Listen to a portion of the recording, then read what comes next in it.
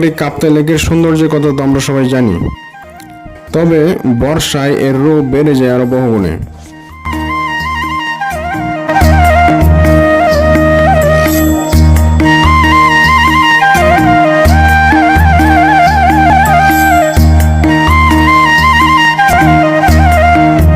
লেকের আশেপাশের স্নিগ্ধ সবুজ গাছগুলো দেখলে মনে হয় তুলি দিয়ে আঁকা এক জীবন্ত ছবি।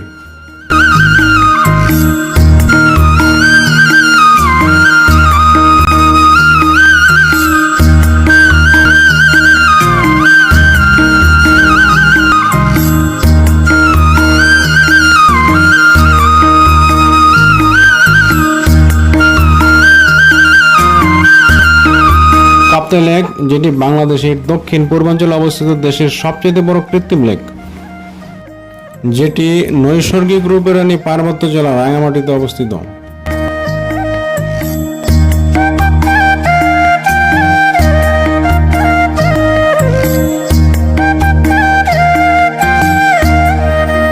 মূলত জলবিদ্যুৎ উৎপাদনের উদ্দেশ্যে এই হ্রদটি তৈরি করা হয়।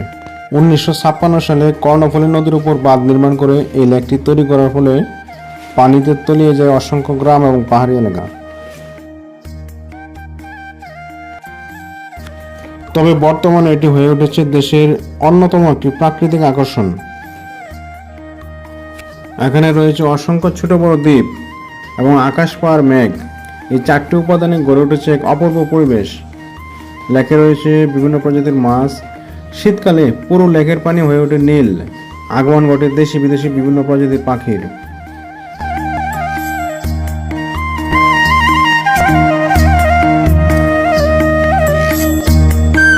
আজকে আমরা ইঞ্জিন চালিত কাঠের বোটে চড়ে নানিয়ারচর থেকে রাঙামাটি সদরের উদ্দেশ্যে রওনা হলাম। এটা হচ্ছে আমাদের জন্য একটা রোমাঞ্চকর অভিজ্ঞতা। তবে বোটে করে লেক ভ্রমণের আনন্দ একবার পেলে বারবার এখানে আসতে ইচ্ছে করবে।